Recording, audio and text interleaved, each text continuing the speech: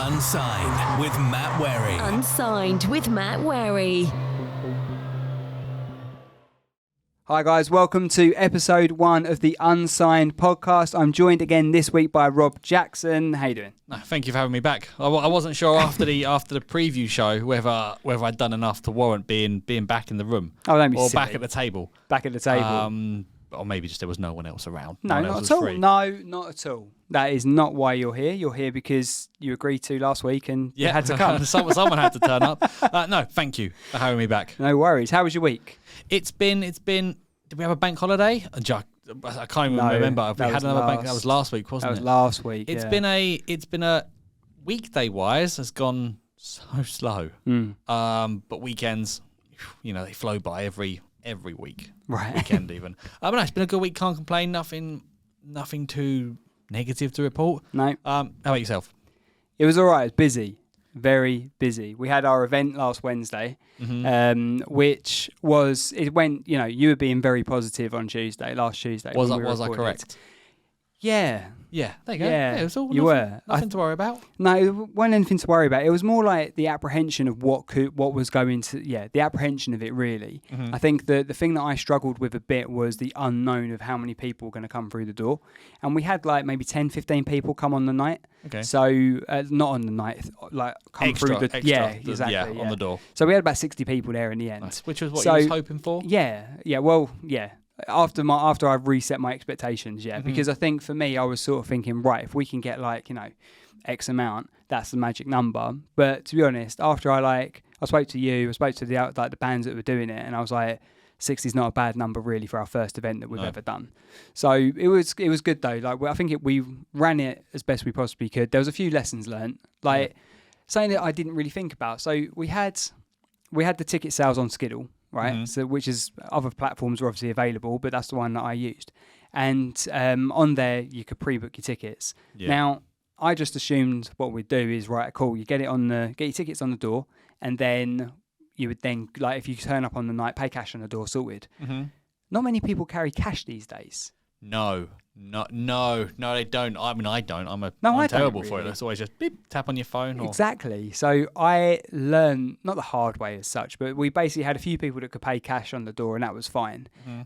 Luckily, my sister Ella, who shout out Ella, she was helping out on the door, so she was helping take the money on the door and all that. She does a bit of events managing, and she's going to do it for me as and when she can as part of Unsigned, and she's going to be at the next event as well, which is really good. So, but she said you need a card machine or you need something because... It's easier, just the convenience. The convenience of it. You get more people in. If you've got to turn people away, they've got to go find a cash machine. I suppose if the weather's not great, they're down in the mood already. Yeah.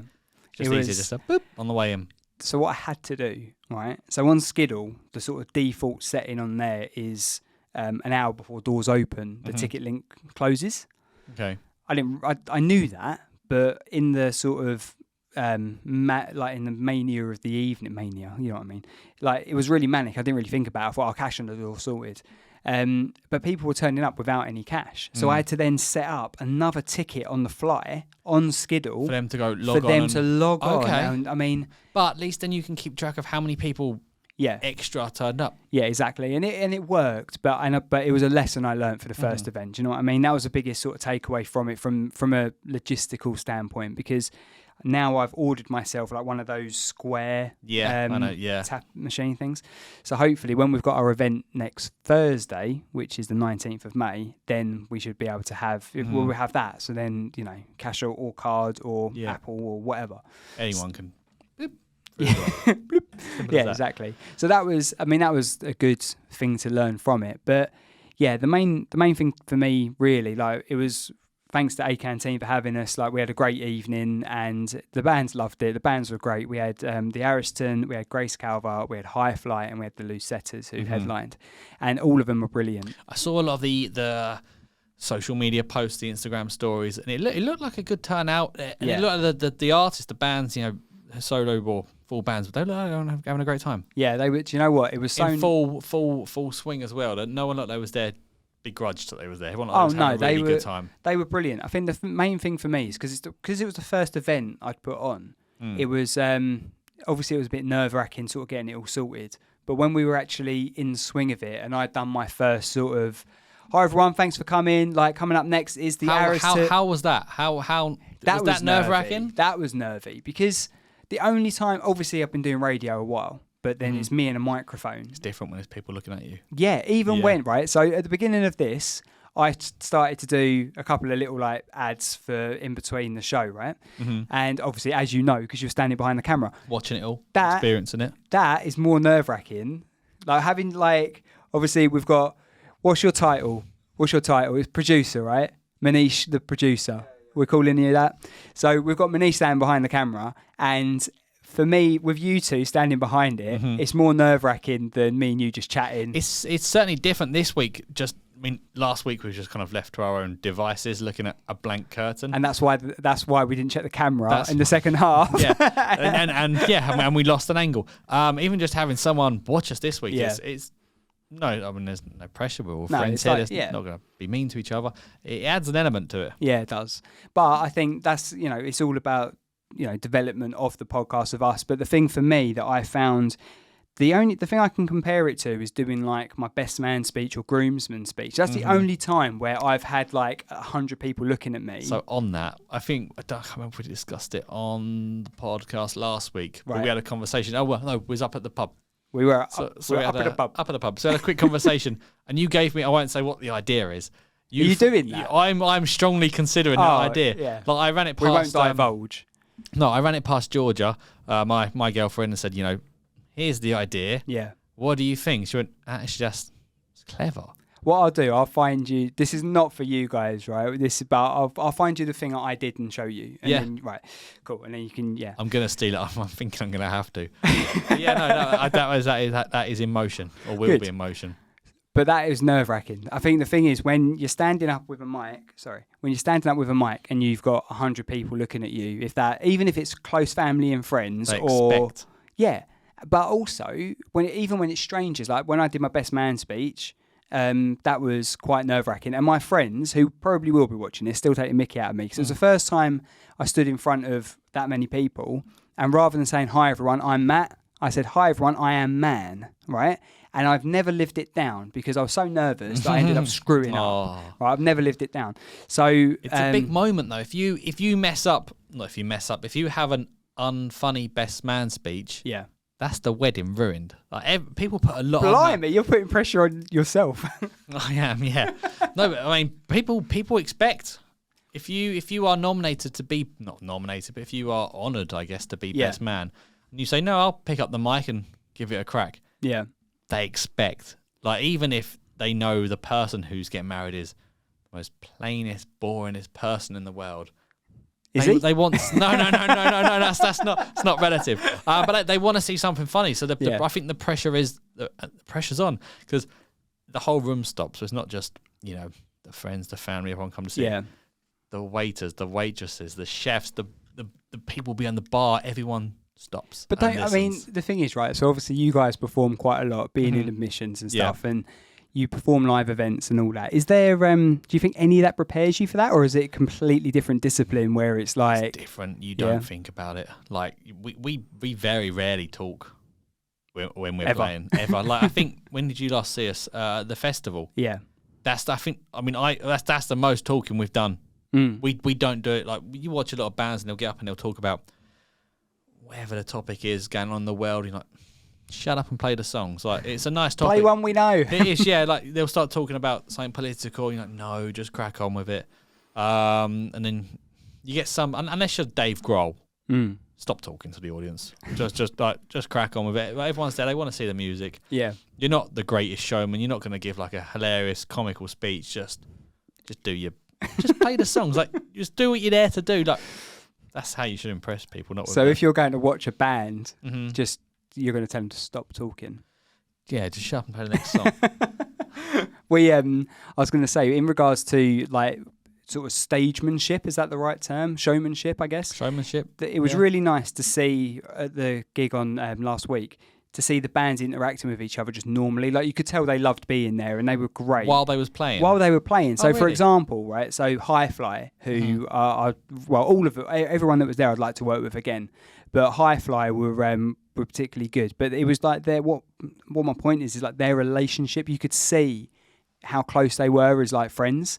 So for example, you had Ellis on drums, and then you had I can't remember who was it? It was the lead singer basically, who also plays guitar, but he had to tune quite often before the next sort of track. Yeah. So like you had like Ellis on drums, like playing, like taking the mickey out of him. Yeah, but even like Anne were waiting for the guitarist to tune again. Like it was just it was funny. They're used to it, yeah. Yeah, but it was good. It was nice seeing the banter between friends and stuff like that, and it sort of made them like more endearing sort of thing in a way, because it was funny, and but yeah, they were great. But it was I think the whole thing for me for that gig, it was seeing the people that I've been playing on the radio for the last however long, like 6 months or whatever. To actually see them playing live is brilliant, it's because different. it is different, and it's also because I've arranged that gig, and it sort of made me feel proud. It did. Like a proud parent. I nearly said proud dad, and I thought, no, I'm not that old. Well, I am, but I mean, I'm not that old compared to whatever. So it's one of those things that it was a proud dad moment in a way, but it was nice to see them all enjoying themselves, and they were all really thankful afterwards. And I had a really nice chat with Tommy from the Lucetters after, and it was nice just to meet them all properly, because doing this and doing the radio show and all that, you don't really get to meet people that often. Well, doing the podcast, obviously, it's I just do. you, the songs. Yeah, exactly.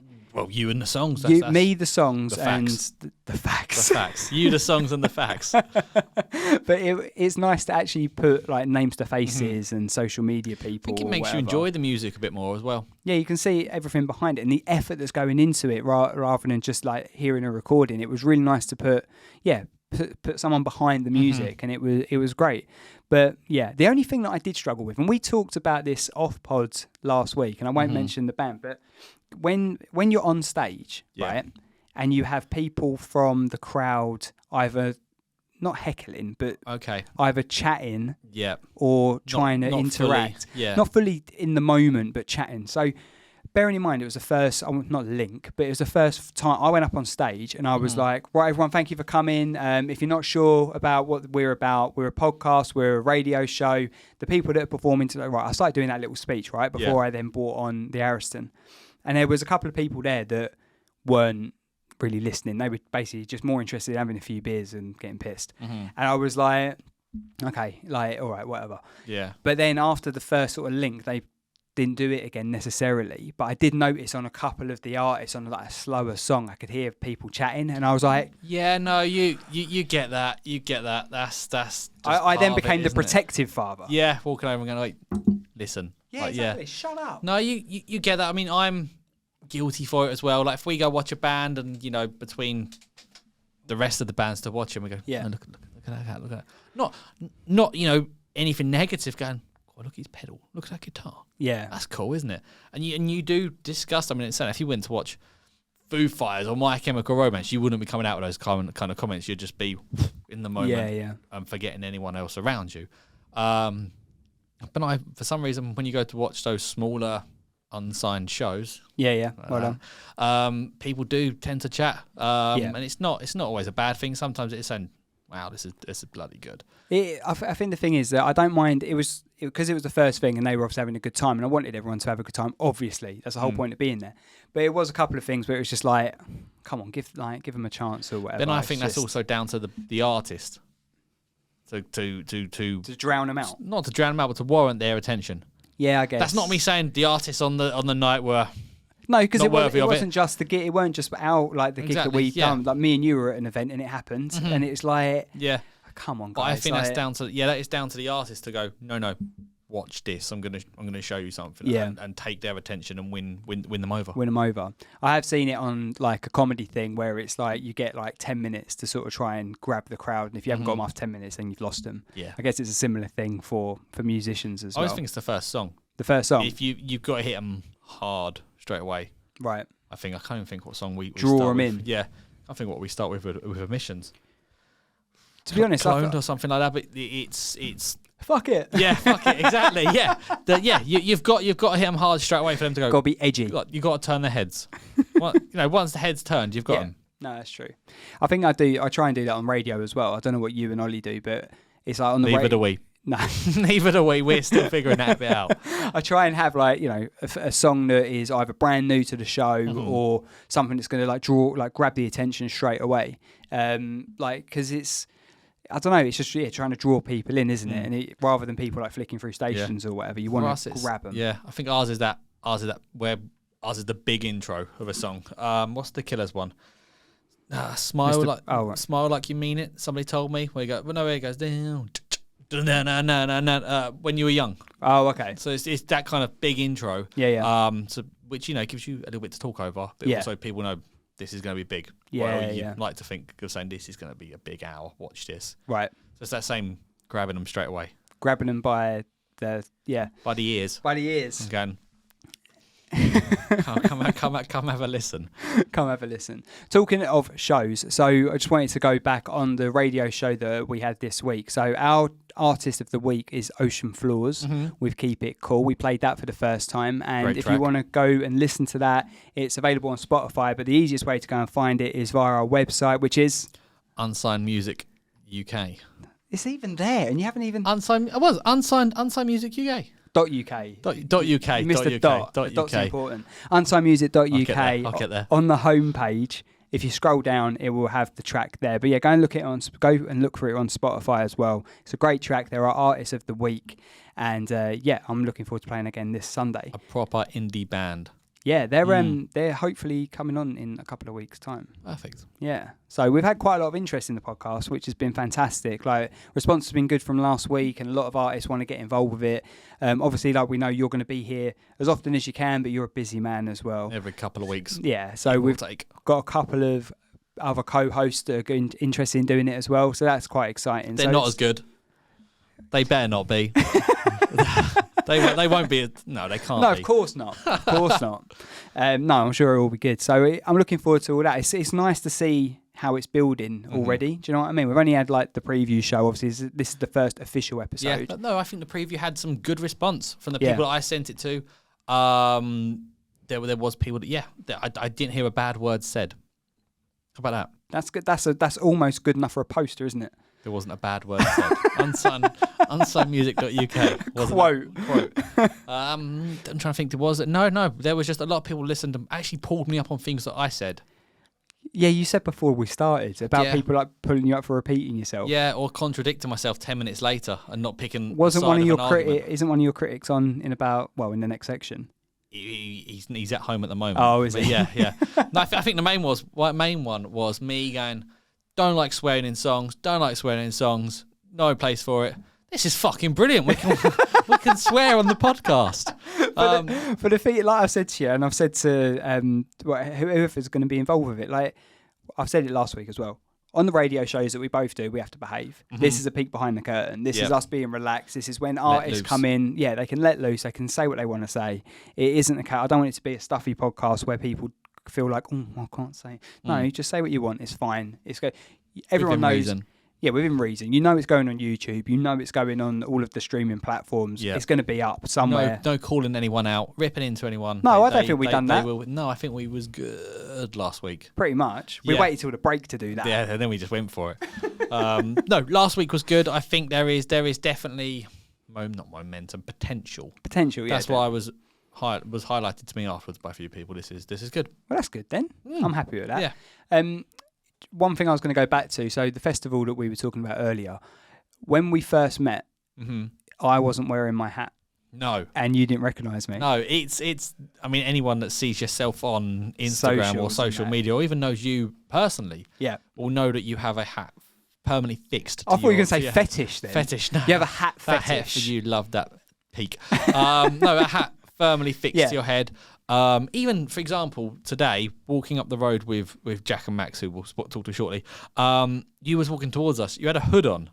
And where you had a hood on, I was like, oh shit, you took the hood off. That's Matt. I had to take, because I did, audio listeners can't see this, but video watchers can. I saw you and I did this. And no one reacted. So I then took the hood off, and you were like, "Oh!" Didn't see that. But I had to keep the hood. I put the hood on because it's windy out, right? And I didn't want to then chase my hat down, flipping Archway High Road or whatever it is.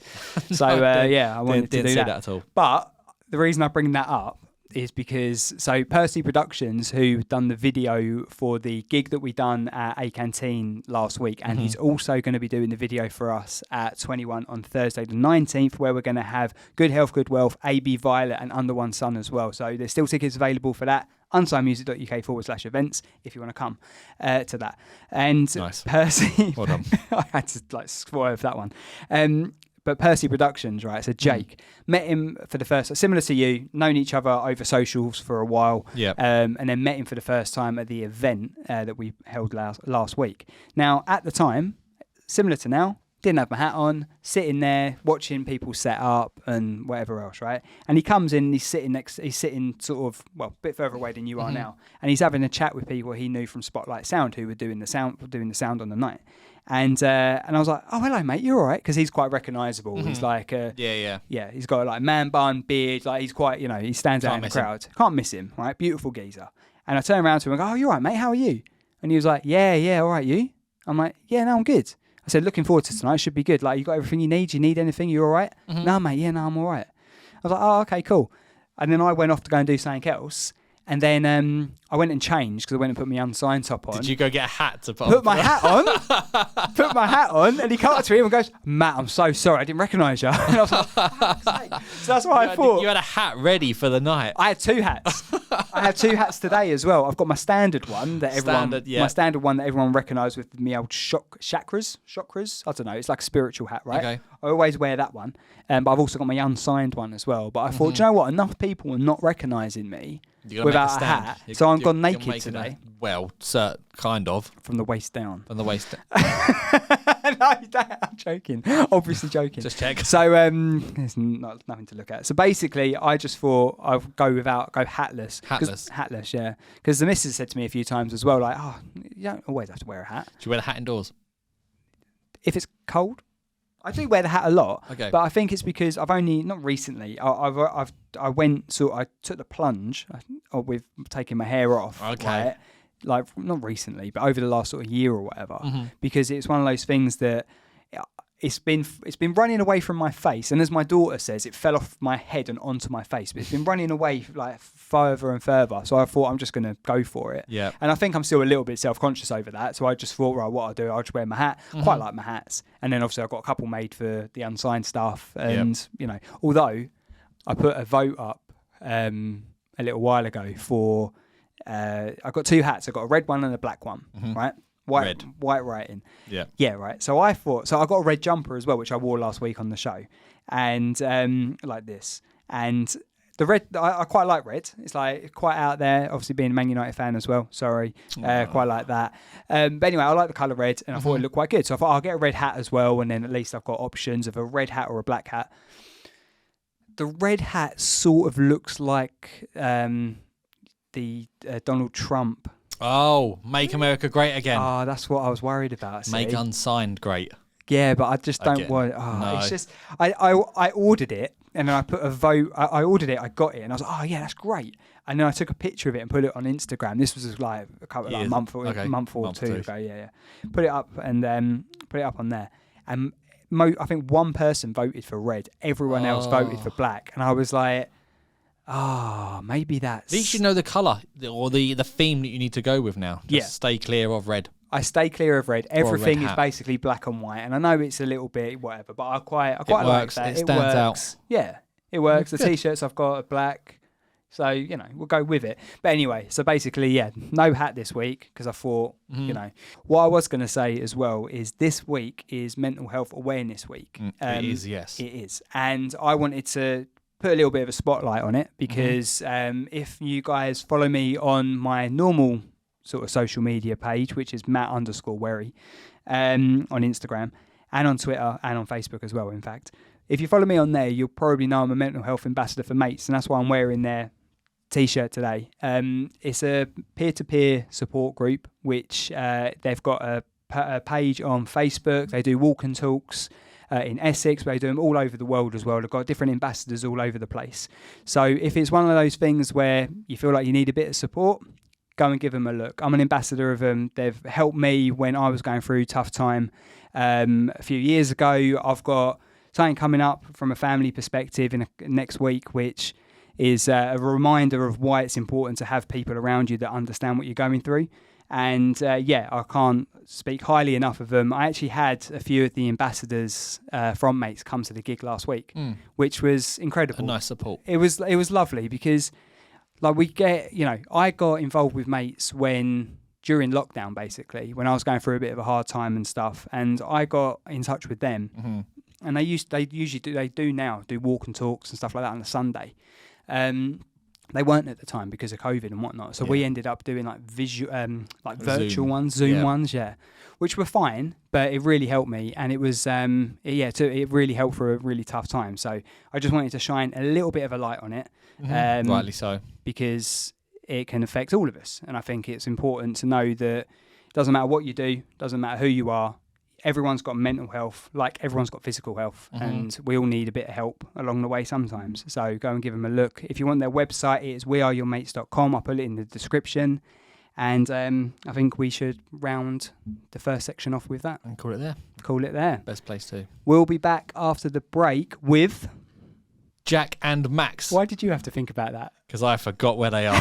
They're in the pub. They're in the pub. I think that... I won't say the text I've had of where they're at in the pub, but they're in the pub. So this next part could be interesting.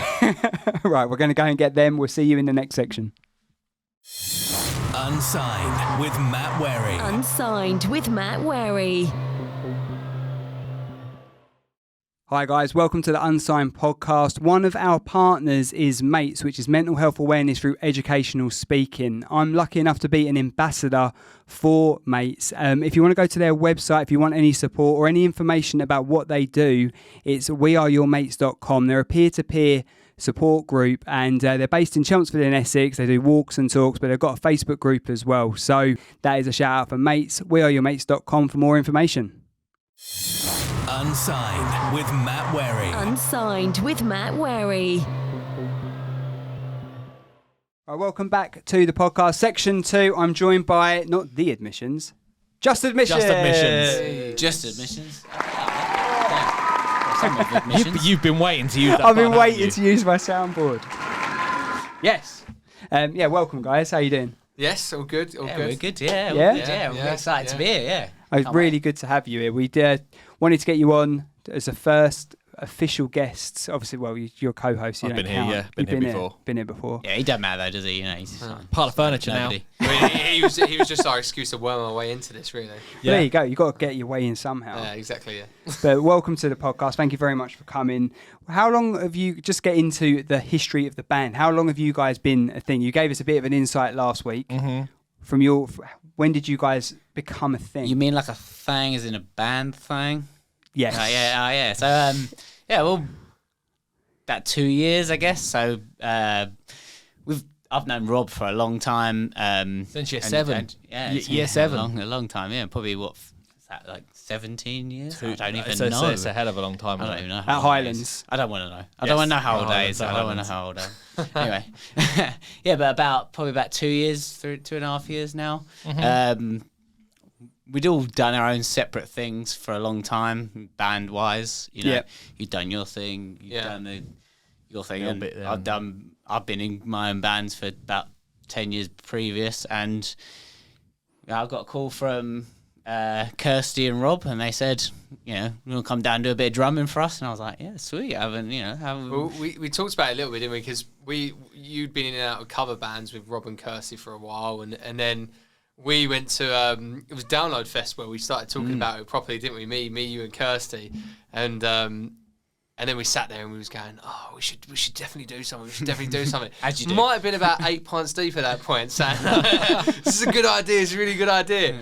And then we actually decided afterwards, when we was all sober, about 2 days later, to go, oh yeah, come round and it is a good idea. Give something again. It is a good idea. Who knows if it's a good idea yet? Yeah. Well, it seems to be going quite well, to be fair. Yeah, it's going all right. We're enjoying it. We're enjoying it for what it is at the minute. Yeah. I mean, we're still a hell of a long way with where we want to be and what we want to do, but for what we've come and done in the last 24 months has been pretty good for us, really. Yeah, well, I've seen you guys play a couple of times. I was saying to Rob last week, first time I saw you guys play was at the San Quentin gig in the Chinneries on the night of the storm, Eunice or whatever Yeah, it was. yeah. The wind when we was worried that no one was going to show up, no one could make it. The seafront would be closed and all, just covered in waves. It was a worry because it was like I thought it was shut down. It was a genuine worry. But on the night, it wasn't that bad, was it? There wasn't that much. No, I mean, nobody I spoke to got swept away. No, but I mean, I didn't speak to everyone until they came inside. Maybe I only spoke to people that got there. Maybe there were people that didn't. No, I think a lot of people did get there. Like, I actually was chatting when we were at the festival that we shall not name.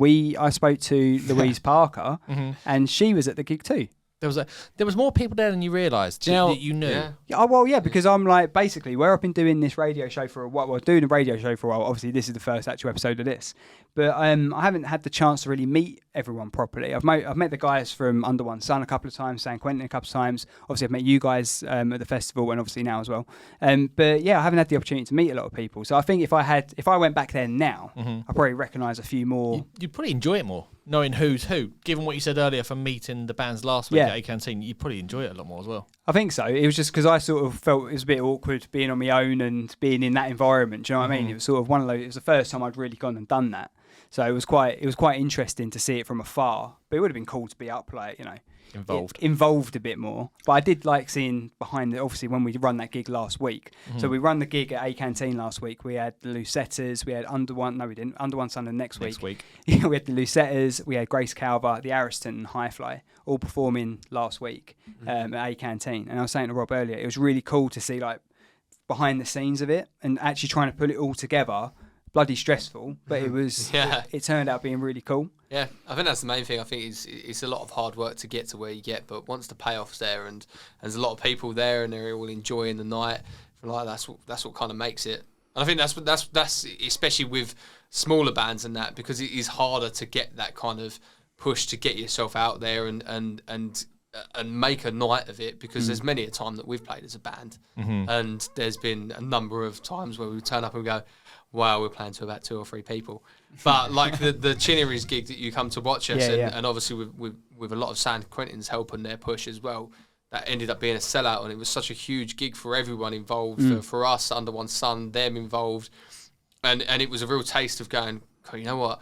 It's really cool to actually play to an audience. Yeah, to have a full audience. Yeah, exactly, yeah. Not just my mum. Yeah, exactly, yeah. The other bands, Even though she was the only person telling me not to Although go my mum that was night there. because Really? of the storm. Yeah. Wow. Yeah, she texted me about 3 times in the morning going, "You can't go. Have you seen the news? Turn your the news mum? on." Yeah, I think You know what? anytime That's what mums are like. Though, right? I She think was anytime big we on have a that. gig in Southend, there's something trying to stop us. Yeah. Even when we played at the Alex 6 months ago, before that, Yeah. there was the petrol Might be crisis. longer. I think it was wow. summertime. It was, yeah. So it was on last year. the day of the petrol crisis. I think Oh, it was. we had wasn't about 40 miles, Yeah. if that, left in the car. It was car sharing to fuck just to get down there.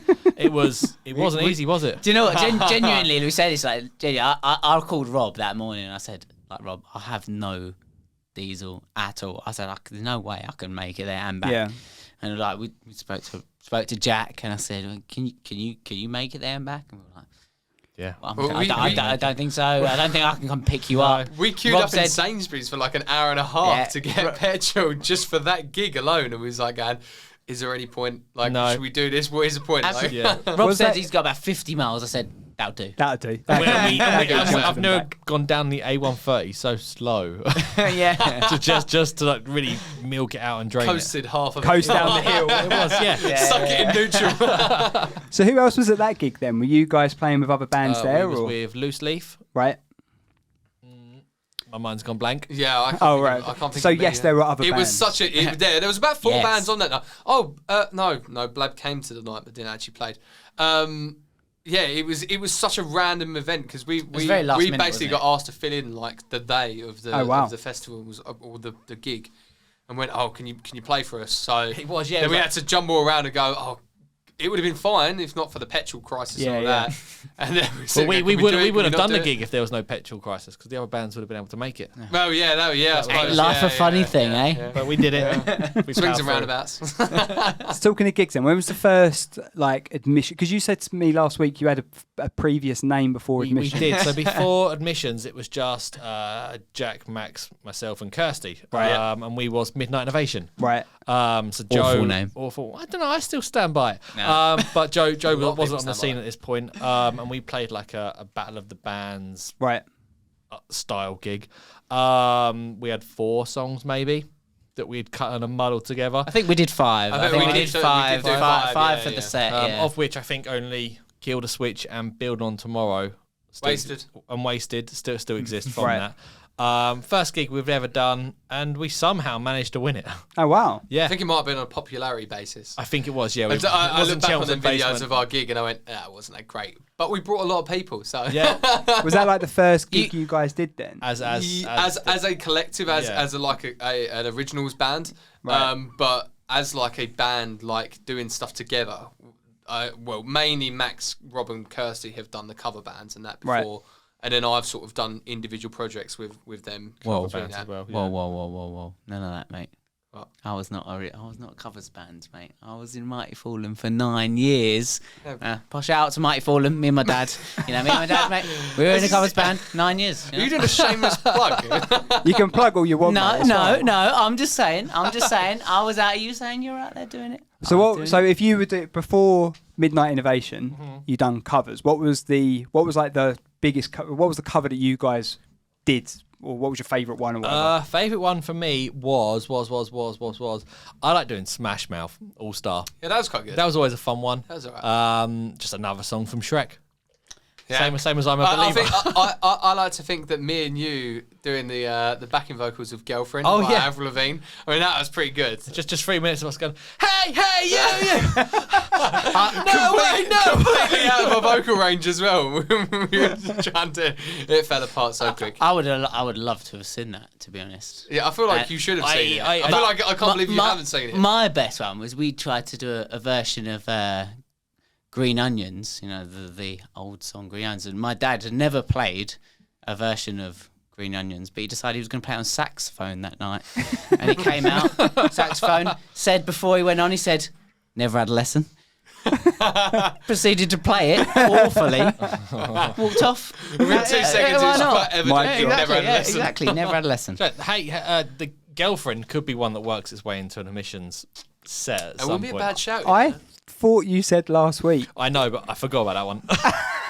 What did you? That's What the did problem. you say last week? He was That's what I contradicting mentioned himself. about- that's what Joe said about me saying something, getting 15 minutes in and going, Yeah. forget that, and then really going back on myself. We were talking about original artists doing covers in their sets. Now, obviously, when you're an unsigned artist or an unsigned band, there's only so many tracks you guys are going to have. And if you're doing like a 45-minute set, you're going to need to Bulk it up. bulk Fill it up it, a yeah. bit. Yeah. Yeah, exactly. So I can completely understand why bands do covers and stuff. Yeah. But And, but Avril Lavigne might make it into yours. Yeah, my opinion last week was very much, wow, I'd like to come on. That's Additional right. light in there. My opinion last week was very much as soon as an originals band, I hate that phrase, but as soon as an originals band plays a cover, and Max, I think you're the same, that's my interest lost. Yeah, I would say about this. Okay, and I'm not saying I mean, I've seen loads of bands, like big bands, play covers, and I Yeah. do love it when they do play a cover that is of their own style.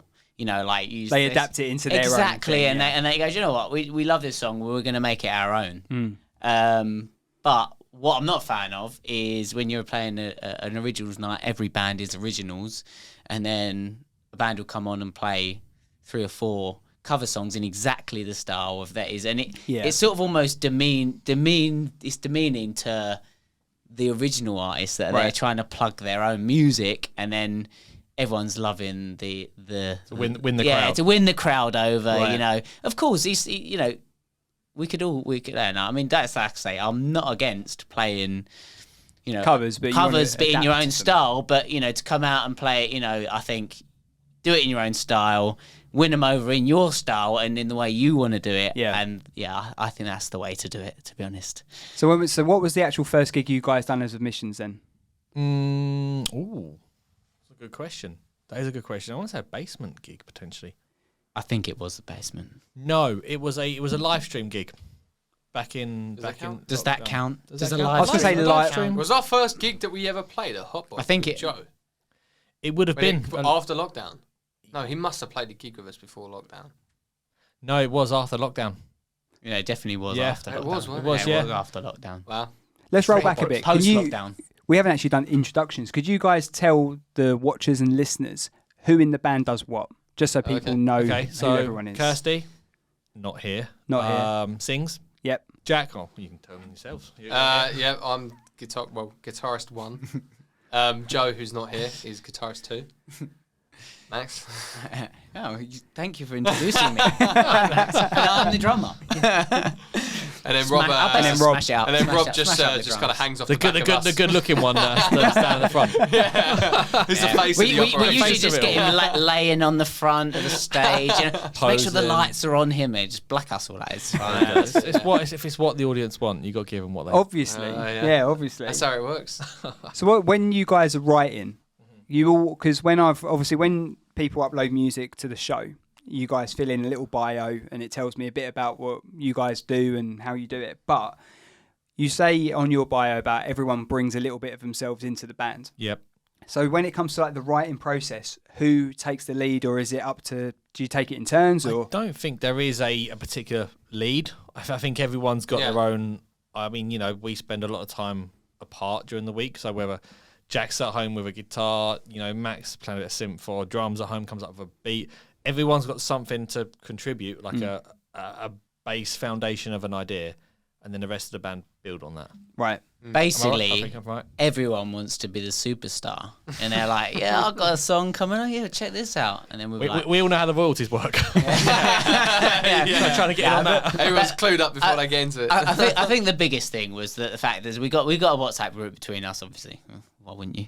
And if ever anyone does anything, obviously Jack's got loads of riffs up his sleeve that he just put that on there, and within it, we all know, we go, that was a great riff, we'll work on that. Rob's done a lot of good bass riffs that we've worked off, and it all comes from different places. But I think, you need a starting point for everything, and, you never know where that starting point is going to go. I'm not going to, you've obviously come up with a lot of riffs, Jack, and you, Rob, as well. And could you tell where that was going to go from the riff that you first put out? It's never the same. Probably It's not. never the same, We, no. me and Jack, literally about 2 hours ago, we're talking about Kill the Switch, one of our old songs. That whole breakdown was a completely different other That was song. practically a chorus for one of the first songs we wrote. that we just decided that wasn't a song anymore, and we're going to use that as a breakdown for a song, and that is how that became the breakdown of that song. So you never know where it's going to get used. You never know which bit's going to use. You never know which parts are not going to get used. But you just got to throw it out there and hope that something happens with it. Really. So when with the last show, we're building on tomorrow. You guys said that came from the Midnight Innovation days. That was the second song we wrote. I think it was actually Third, Wasted was the second? first. No, well, Wasted was the first finished article, but I think Building on Tomorrow was probably the first one that we fully went through and went, actually, this is a me complete and you track. went to the Studio, didn't we? And then we were just jamming around, and that and came we was about. there for an hour, maybe. Came up with a verse, then the chorus. Kirsty showed up. Which is we came up probably with some quite words. evident of how the track sounds compared to all of our other stuff. Mm-hmm. Because a lot of people that spoke to us said, "This is actually very poppy for what you write." Yeah. And I'm quite surprised that it's come out in sort of the same light as what everything else is coming out in. But it works. It works. It works. Every single band has its pop hit. Yeah. It We really just have a worked. pop. Did you guys adapt it at all since then up to now? Has it been like There was revisions certain, to it? Yeah, there was certain parts put in, like the acoustic bit. Yeah, I mean, I think the more you play with the song, like sometimes I was saying this to you guys earlier, is that sometimes you jump in and you go and record a song and you're not really too familiar with it, especially over lockdown stuff. We hadn't gigged any of these songs, so we went and recorded these songs without gigging them. Right. If you'd have gigged them, you probably know all the little bits that you'd have thought, yeah, I'll do that there, I'll do that there. You go into the studio, you haven't been out gigging it and practicing it for the last 6 months because you've been stuck at home doing nothing. Yeah. So essentially we went in and recorded it, and I was saying to you guys, even now I listen back to those then and I think, actually if I'd have been gigging these, I probably would have done this, or I probably would have done that. And obviously, you know, the rest is history. But, you know, that's what happens when you go into a recording studio is it is the product of when you go in and do that session. Yeah. And whether you've done it before or after, you know, it's a completely different story. Yeah. So when you guys are playing, how do you agree on what you're going to do when you get into a gig? What set list wise, have you got exactly what you know you're doing every single time? Or as in the running order of the Yeah, songs? So we write that somehow. We come up with an order beforehand. Right. And if we manage to remember to print a set list stuff, we're happy. If not, Max is right on the back of a takeaway menu or something. In clear ink sometimes. I've got a silver pen that basically shine any light on it. You can't read it. It doesn't matter. I mean, that doesn't make things easy. But usually we'll have some sort of set beforehand, and then usually once if we get to the point that we go, okay, we're happy with that running order, that's when we can start going, how are we going to like gel these together to make it not? Because I don't think as a band we're not a band where we can just kind of go off on a tangent talking for 20 minutes and kind of fill it in between. Right. We're more of like we want to play music. We want to play songs. We know that we're not the kind of people to sit there and talk for 5 minutes talking about, building the band up or building the audience up, shouting, talking nonsense for God knows how long. Because we're doing that now. Yeah, exactly. Yeah, I mean, we literally can't do this. Exactly. Stick me on a stage behind a guitar and I'll go, leave that one to you. Yeah, next song, I'm just tuning over here. So, but as a band, we never do that. Yeah. So, and we struggle to so I think we kind of go, how can we fill the time between? And usually, especially from my point of view, I don't know with the others, and I think we have talked about it before, we prefer to go to a band and go, I'm here to listen to the music. I'm not here to listen to someone talk for 2 minutes about something that's going on or how this is going on. And sometimes it is extremely like you think, actually they've got a point. It's really like...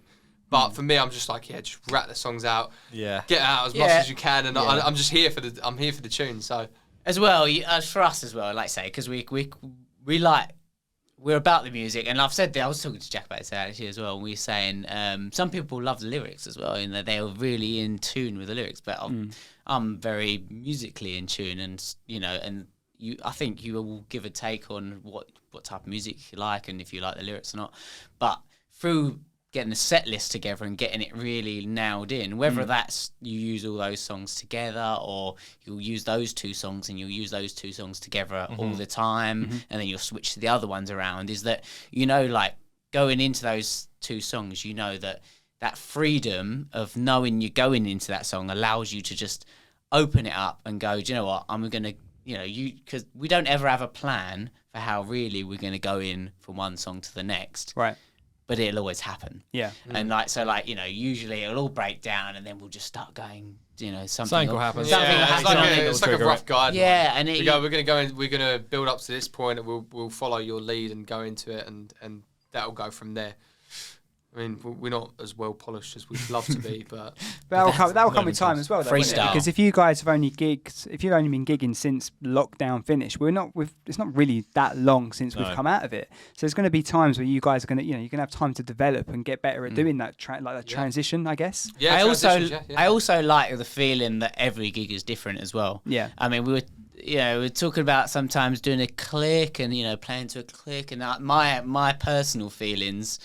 Obviously a lot of other people would do play to clicks, and I don't think there's anything wrong with that. But my personal feelings are that it's not as live as it. I like it to be in the moment. Yeah. If it's too fast, it's a bit too fast, or if it's a bit too slow, it's a bit too slow. If that didn't quite, and that's where you get those little in between moments between the songs where I've played bits in between the songs. I thought, you know what, that was bloody great what we did there. Can you remember what we did? No. Absolutely not. But it's in the moment, isn't it? It's very difficult. You have those moments of inspiration. I guess when you've got a recorded track versus you guys playing live, you're going to have an element of creative freedom within that as well, right? Yeah, 100%. Of course. Yeah. There's a lot of times that we just kind of rattle off, like you literally just said, and we end up going, I don't know how we ran into that, but that was really good. Yeah. And there's other times where we go, that was a complete and utter mess. We'll work on that next time. You've got to take the rough with the smooth. I think there's even times within the song though where you play it differently to how you recorded it. Yeah. Like you'll be doing whatever you're playing and you'll play something completely different and go, that was great. We'll give that a go forward. You go, that doesn't work. I'll never play that again. Yeah, definitely. Yeah, you always do. I mean, like I was saying earlier, is in the previous recordings you do is your personal style changes and throughout, days or weeks or months, so you never really know where your personal style and the little fills you've been practicing on the day or riffs you've been practicing. I don't know how it works on guitar because I'm not a guitarist, but on drums, if I've been practicing a fill or I've been working on a fill, then that fill tends to come out a lot more. Yeah. So if I'm playing live, you might get a replacement of that feel rather than something else. So it just depends on, that's the feeling you're feeling at the moment. Yeah, exactly. The moment. That's it. I've got events coming up, right? And I want to try and figure out the best way of doing the events on the best days. And we had the event on Wednesday last week, right? And we had quite a lot of people in for a Wednesday night. Obviously, you were reassuring me quite a lot in regards to that. We had about 60 people there on a Wednesday, which was pretty good for what we had. Yeah, on a Wednesday, yeah. Unsigned artists on a Wednesday. Everyone smashed it. And I was quite happy with how the evening went in the end. So for example, there are some purpose-built, like Hotbox you mentioned, like venues that do music all day, every day. They're for it. They do Friday, Saturday, Sunday, and during the week as well. If you can't get into there and you turn around and go, right, you've got a venue that can do any other day but a Friday, Saturday, what other day as artists would you take? It depends on location, I would imagine. Like if you are, and I'm going to hazard a guess, I'm about to say what you're about to say. No, if we are a Chelmsford-based... You can try. If we're a Chelmsford-based band, for example, Wednesday night in Islington, for example, is a pain. It's not a quick... It's a slog to get everyone in, all the equipment in, and go from there. So it really depends on location. I would say, if you're talking not Friday, Saturday, it's Thursday. Yeah, I think Thursday.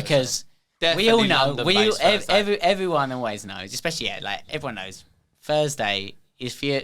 if you're young, you're hip, you're going out, you're having fun. Hip? How old are you? I don't bloody know. Do I look hip to you? Definitely not hip. Anyway, Are we hip? I remember when I was a bit young.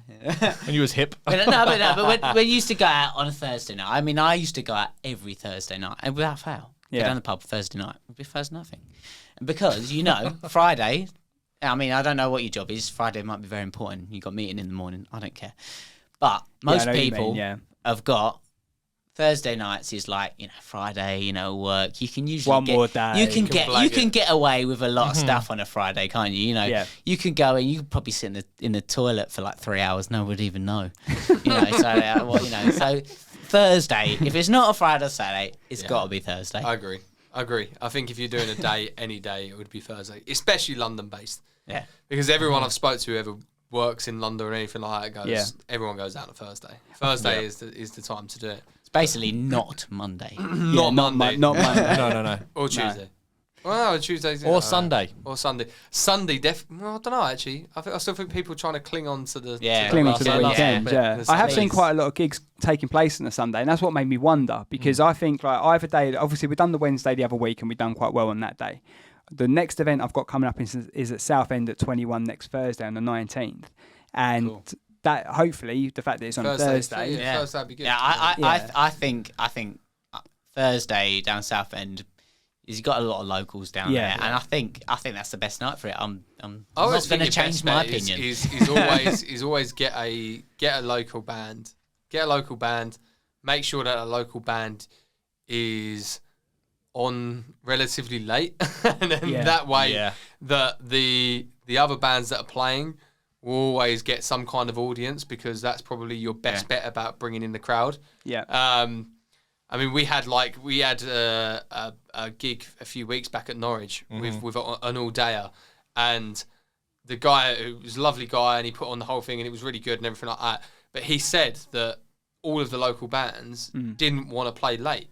So the last local band was on like 6 o'clock, and it was going into 11. Oh wow! So by the point that we was on about 8:30, there was no one there apart from the other bands, right? Because everyone in the local area who had come to see them had gone, we're not going to bother staying because we've seen who we wanted to see and that's it. And we're done with if you used to play past 7. But that's where you got to bridge the gap, and that's where the gap becomes from. Obviously, you do your Unsigned show, and you know a lot of smaller artists, and that's the gap between being an artist who can go to Manchester, and even if you can get 20 tickets, that's actually a result. If you can do that, like 300 miles away from your home, or I don't know how many miles away. It's 280. Oh, what we'll do, we'll go into this in a bit more detail in the next section, but we'll wrap this up. We'll have a quick break, and then we will come back to this. So join us in the next section.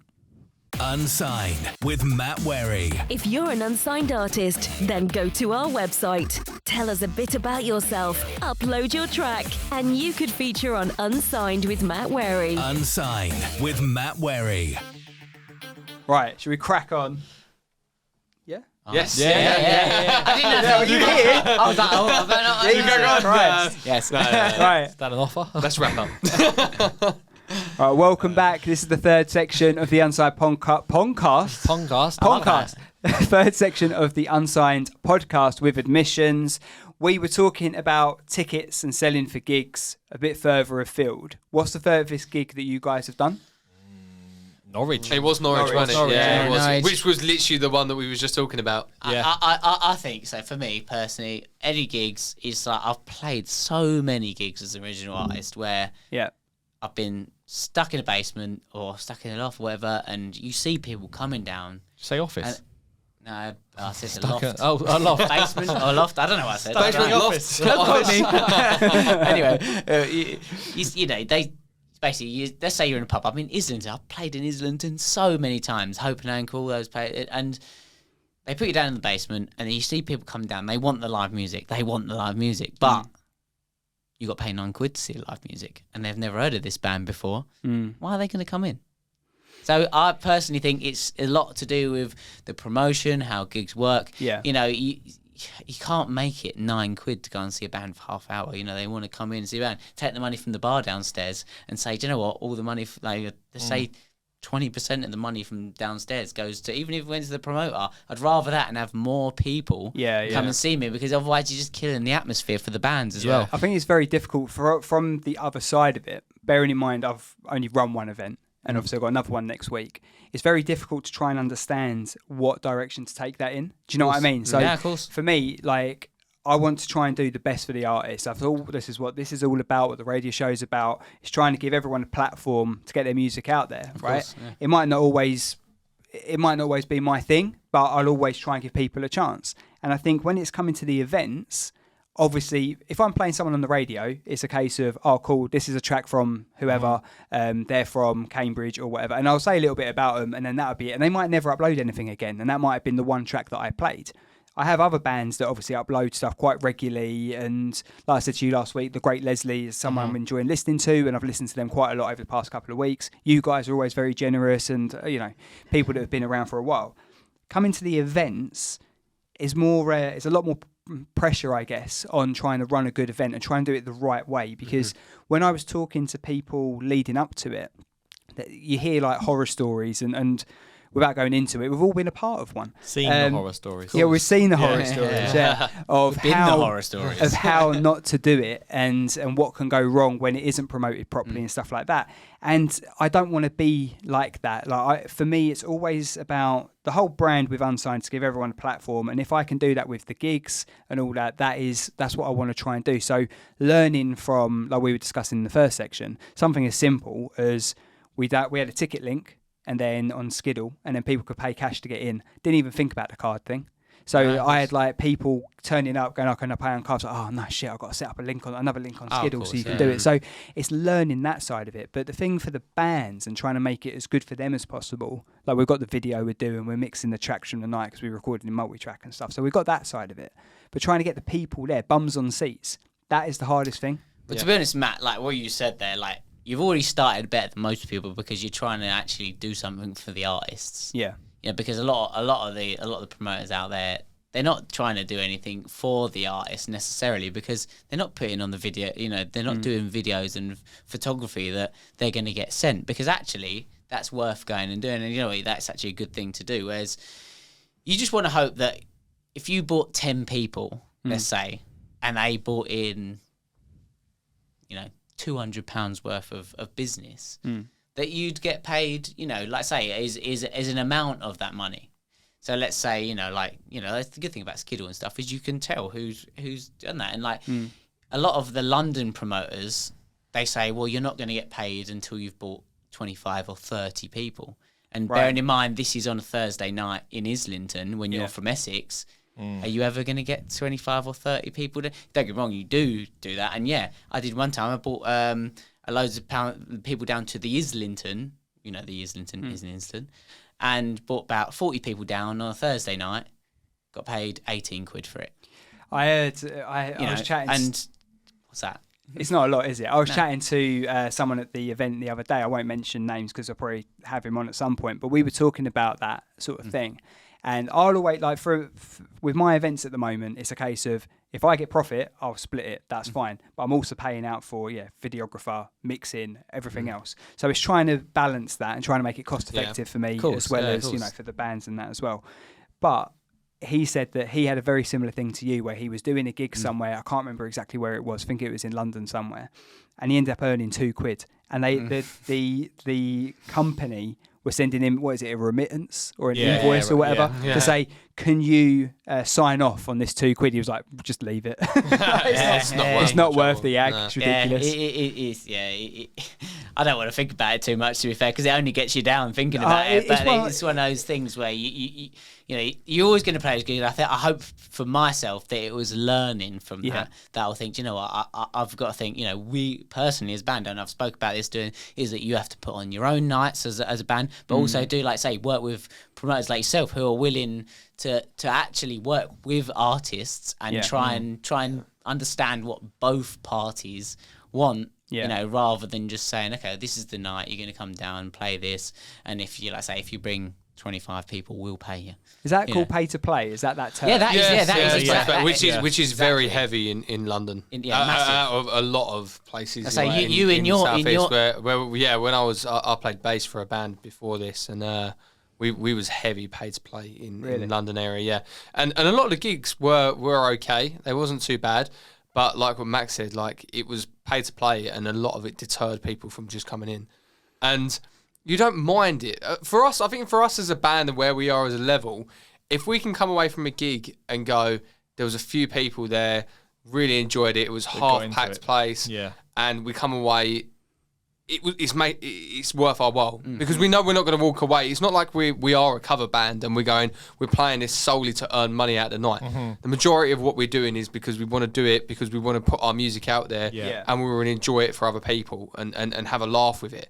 And it's a kick in the teeth when you turn up to an event and you go, we're playing a London gig and no one wants to come in because they've pushed the ticket sales so high up that no one's going to pay that money for a band they've never heard before, and you've pushed you put all your time and effort into travelling up to London from Essex, which sounds a bit stupid. We're not too far away, but it's still a lot of aggravation for a band of us. But it's money as well, like let's say. But that's the thing, we don't. You got to pay for parking. I've paid gigs. Exactly. So even if it was like, I know it's menial, covered our expenses, but just little things. Exactly. I said if they paid you 50 quid and said, oh, well, there's your petrol money. Go and, there's something, the food you're always going to eat when you're there.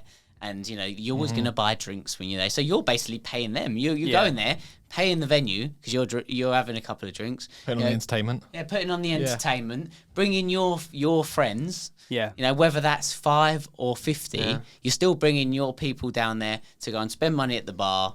And you're getting absolutely nothing for it. Actually, you're losing for it because you've had to pay out for all those things. So, and that's where it comes in. Well, but it is. But this is the thing. It shouldn't be nothing. It shouldn't be nothing, and it couldn't be nothing if there was a load of people there. Exactly. So even if we would have walked away with it and gone, we've played a set to 150 people, and we, you know what, we'd have been happy. I'd have walked away from it going, you know what, we brought a load of people and we spent money to do it, but.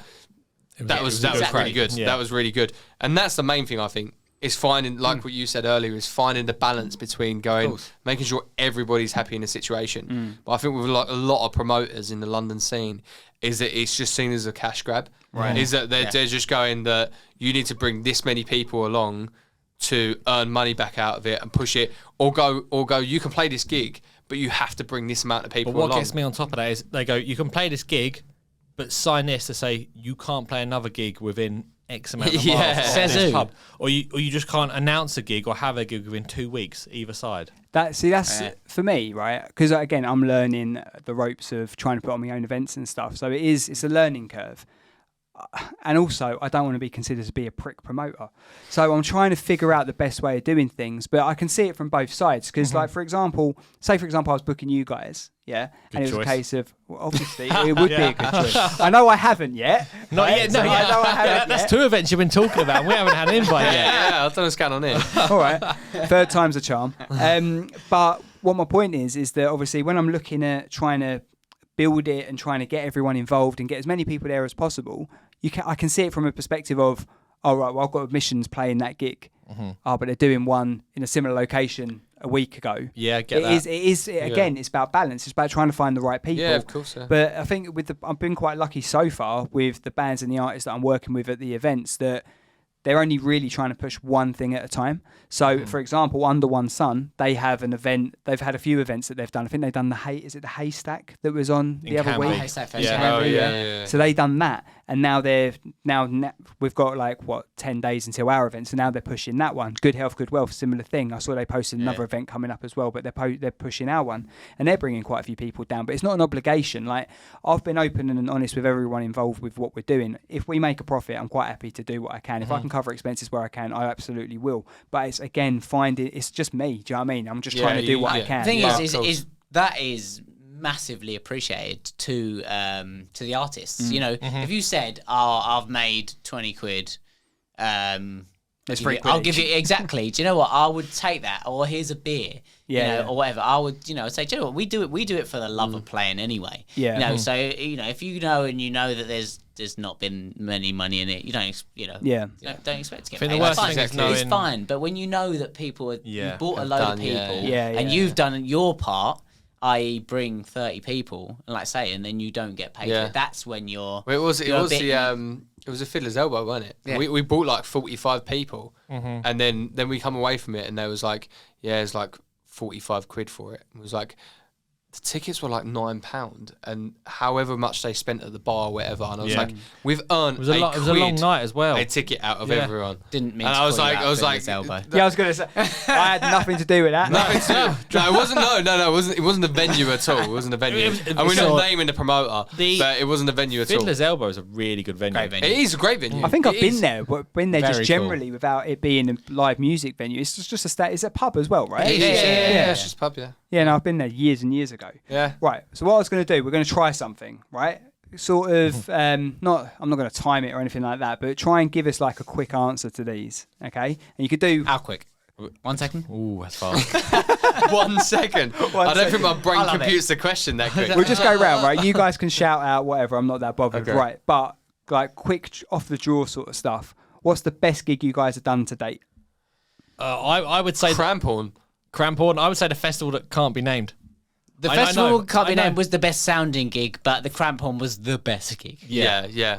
Pound for pound, probably the Crampon, which is really bad because Joe didn't. Joe wasn't there. No, that was back. Sorry, Joe. Yeah. Sorry, Joe. But in his defence, I mean, he hasn't played that much of it.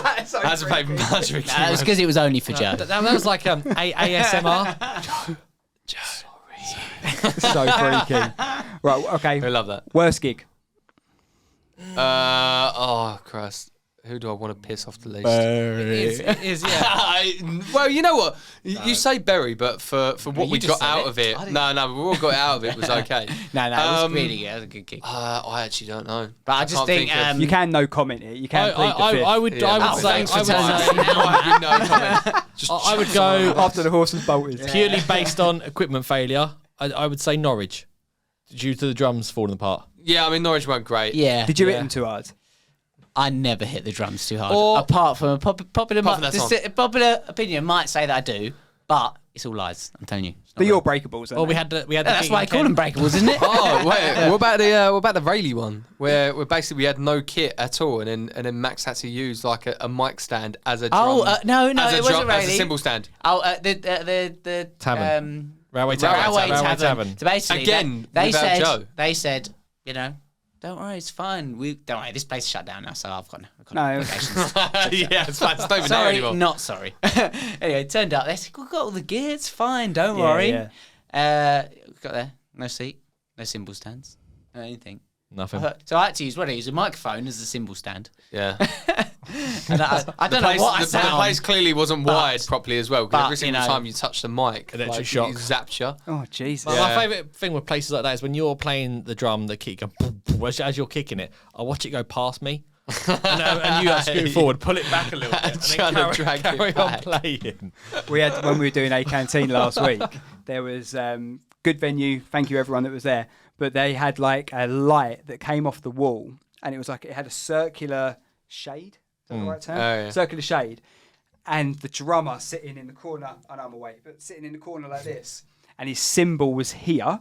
Sorry, audio listeners. His cymbal was here, and the light was there, and he was like so close to going smash, and I was like, can we move that light? It's just Play the light. That's going to Any cost second us. now. it's expenses. I don't think we've had that many horror gigs though. I think we've been quite lucky. We've played a few to no one. But to be honest, But there hasn't been that's just horror. part of it. that's not horror really, you know, because the thing I think you could as a small artist, you've got to expect to play to nobody. I mean, the reality is you're going to do that at least a couple of times, and you know, if you are going to make it until you go, you know, it doesn't matter about making the most of it on that night. Exactly, isn't it, for you know, guys? whoever's there, you never know who's going to be there, and they might be one fan that you're going to gain. You might as well play your socks off and just go for it. And sometimes they're the gigs where you play the best because you've got no pressure. Yeah, so you just go for it. Just go for it, like a rehearsal, a live rehearsal. Exactly. There you go. We don't even play that well in rehearsal. No. Where do you rehearse? We're quite fortunate to have like a little lock-up that Kirsty's dad owns. Oh, that we okay. can cram ourselves Kirsty's in dad's there. well into it, isn't he? Big shout out to Jim McEwen. He was listening. proper. He's proper at the. I saw him at the festival. He loves man. it. He's He the loves man. it. Brilliant stuff. I think he wants to be the 6th member. So. Who would you most like to support? Are we going around the room? Yeah, go on, go. I would love to be on the bill with like Arctic Monkeys or Cortinas. Yeah. But that's just me. Queens of Stone Age. Oh God, yeah. Avenged Josh Home. Avenged Sevenfold. Oh. Would be for me. I mean, that would be the weirdest lineup ever. Yeah, I think just with that answer, it'd be a great gig, though, wouldn't it? It would. Just with that answer, the answers there, you can see how different the influences are that go into our music. Hence how we come up with. Hence how we can't get on the lineup for any of them. I don't know what to think of this. It's just a mashup of everything. Who would you most like to support you? Ooh. Like, so not someone who's absolutely massive, but someone who you'd go, that would be pretty cool to work with them. As in a signed artist. Yeah, signed artist is fine. Who would I would quite like to work with? I'll go last. Okay, I will say for me at the moment, Jack White, unbelievable guitar. Sorry, Jack. I know you guys have got the same name, but like, listen to his new album. The production on that. Am I allowed to say shiz? You can say whatever you want. Shiz would be the word that I would have gone for. You know, do you know what? I'm in radio mode. Yeah, fair enough. But am I allowed to say shiz? That shit was absolutely crazy, and like the guitar work on it, insane. Where are you, Jack? Oh, you know, I actually don't know. I have no idea. I would go for the K's. Yeah, you know what? Yeah. Actually, the case at Isle of Wight Festival, they were really. That good. was one of the most enjoyable bands that we watched. I mean, and they was playing to not a lot of people at all. And they was really good. Oh, really? They were first on, I think, on the main stage on the Sunday. Yeah, we just went round. We went down there. We just walked down. Let's not remember. I did tell you about. You did tell us. About right, it. Well done, Max. Thank you. I just wanted to get that out on. Isle of Wight Festival's just been announced on the lineup today, I think. On the Tuesday. San Quentin, big boy. Exactly. That's what I was going to say. Yeah. Props off to them. Well done. Friends of the show. They're coming on at some point. Hopefully, so that should be good. Can you guys recommend an unsigned artist that you might have worked with that you could recommend to? Yeah, I would go for Chelmsford-based friends of ours, Palps. You mentioned them to me before. You've stolen my fun. I have, yeah. No, you can do a collective one. That's why I went first. I think so. They're really good. They're really, really good. And they're good friends of ours from Southend. Right. You can tell both of them to upload music to us, please. I don't know if this band is signed, but I went to go see them at Camden Assembly the other weekend. English teacher, they are amazing. Yeah. You should go and listen to them because they are quality. There you go. Recommendations there. I would imagine if it's all right. We can do that. That's okay. Yeah. Sorry, I take it back. All but yeah, comments. definitely Palps. Yeah, Palps, they are great. There you go. Really, recommend really Palps. what would be sort of like your made it moment? At what point are the admissions going to have made it? Well, if you're standing, I don't know, I'm not going to use Wembley Stadium because that's big, too big. But do you know what I mean? Like, where would it be where you go, fucking hell, we've done well here? As in a sellout show or just what a moment? I'm going to go for something really small. You're going, he's softy. We can choose just blue M&Ms in our rider. Having when there's the part in Build On Tomorrow, when it breaks down, it's just the acoustic bit. You hear the audience sing the song back at you. Yeah. I think that for me, that's the point where we go, we've done something right. No, I think that's a nice thing. That's very cute. But it'd be better if it was Wembley. It'd be the whole crowd singing it. The O2. No, we have to stop because they can't hear us anymore. Dream, you know, you can dream. You can definitely dream. I think it's nice having those little, not a goal as such, but that little moment. Those little moments, yeah. As I mentioned last time.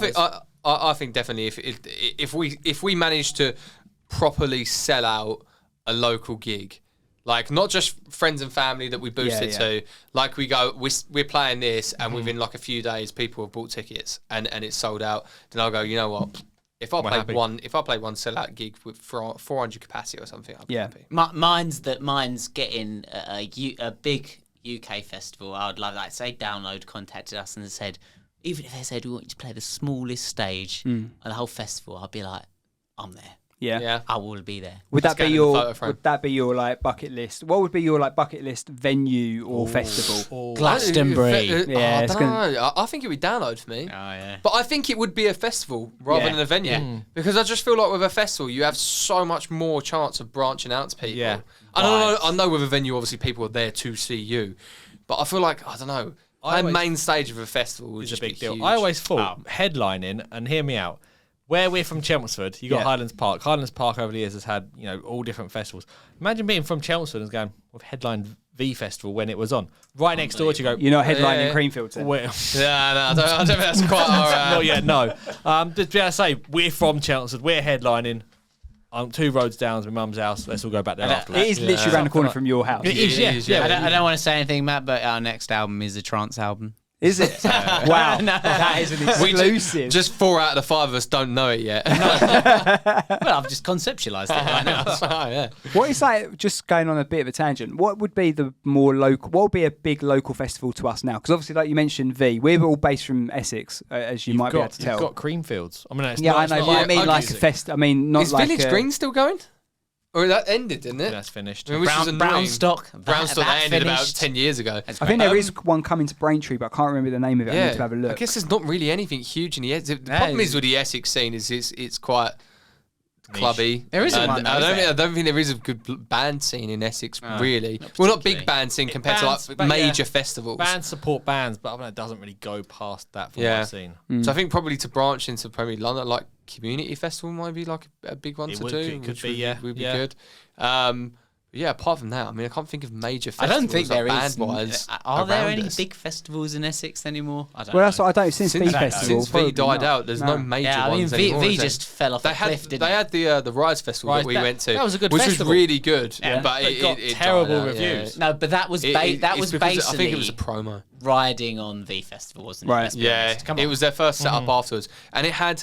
Who was it? Headlining Stereophonics and Liam Gallagher. Yeah. I mean, so bad so that I'm pretty sure Liam Gallagher shouted out middle set going, "This is the worst gig he's ever played." Oh, really? Yeah. And I saw him play to a crowd in Malta who didn't know who he was. Myself. And that's still was that when you were working in radio over there? It was, yeah. But I remember stuff. The sangria was great. Yeah. Right, so next thing on the list is what is the advice for upcoming artists? So if you had an unsigned artist come up to you guys or a young person that wanted to get into music, what would be your advice? Enjoy it. Yeah. Oh, you know what? You I know. That's exactly what I was you know what he's got? Don't set your. I would say don't set your hopes too high. Just enjoy it for what it is. If you can, I would just go into it going. You know what? Take away the small wins. Like if you play to a gig or you play to or a venue or something and there's 30, 40 people there that really enjoyed it, just come away from it going, you know what, that was really good. Yeah. Don't get disheartened by the fact that you play a couple of gigs and you go, there's no one there or it wasn't the best, you mucked up one song or anything like that. Just, it happens to everyone. Enjoy the fuck-ups. Yeah. That's it. Laugh it off. They are the fun It happens. Yeah. Like us when we played Norwich and your drum kit fell apart. Yeah. And then it fell apart on the last song. Just when we started to get it back together, it fell apart again. But and it always falls apart, basically. The sound tech had to imitate our drum kick with the sound of a mic pushed up against it like that. Just like, it was like, Do "Shit, you know what? Do you know what? I was playing the kick, and obviously the beta had fallen off the kick, Right. And I was still like fake playing. I don't even know why. And then I just heard it. I heard it come back, and I was like, "Where is it?" I was like, I was looking around. I was but thinking, not just come back. Like it was like it was huge. It was prominent. like, it was and I like was like, listening to wow. it like an arena, and we was going, Christ, why do we sound this good? but good on also the drums. out of time with what we were Well, playing. yeah, that happened. Yeah, we were trying to time up for the ending, and we went, "This is not happening. What's going on?" That's because you thought I was still playing, and then you were like, oh god, he's not playing. You stopped. I think you was by the bar by that point. One thing I would say about that last question is you should enjoy it, yes. Yeah. But you also need to work really hard at doing what you're doing, and if you want to do it, don't expect it's going to be easy. You're gonna have to speak to people, speak to new people, contact, network, get out there. Yeah.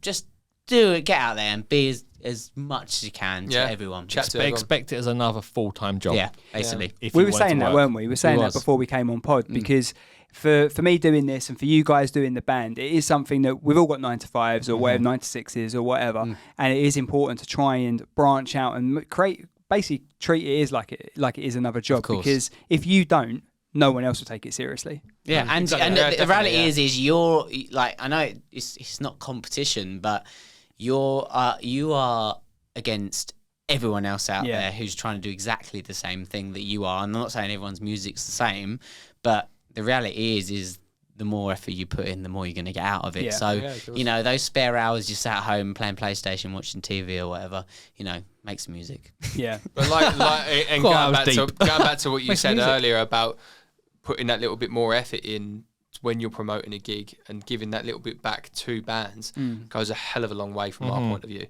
Is going to someone going, you know what, it's not been the best turnout, but we'll do this for you, or we haven't earned loads out of it, but we promise we can give that little bit back. Yeah. For us as a whole, that's all you're asking for, because you know where you are as a band, and going, look, we ain't going to come away with 500 quid tonight. Well, we don't want that, but you just don't want to be mugged off. Yeah, that's the big thing. Pick the right people to work with, whether it's promoters, recording studios, and the endless message you get on social media from people saying, "We can help you." I get that. So I'll post a photo on Instagram of whatever, of you guys, of a picture of you guys saying you're coming in, or me saying, "Oh, episode 19's online now," whatever, right? And I'll get DM me or do this or do that. That's all bots. And I get like direct messages or whatever saying, "Oh, I can really help you," or I can for $5 I can do X, Y, and Z. It's like, what a deal. Yeah. Yeah, exactly. Yeah, I was just like, no, it's all right. So right, we're going to start wrapping things up a bit now. So, Whapping. What is that? What I said? You said whapping. Yeah. Whapping. Whapping. Rapping. It sounds like the right place for me. We're going to start wrapping things up. So, just where can people find admissions? Everywhere. And on TikTok. And TikTok as well. We are on TikTok, our most loved thing. Any music streaming platform, just go on and search admissions. We're on there. Instagram, Facebook, Twitter, TikTok. Just search admissions. We pop up admissions music, admissions UK, something along those lines, probably, and YouTube as well. Yeah. YouTube, Aqua Tofana. We're like, what, second? We're second on the search. search. Second on YouTube, so, search that. You'll find us.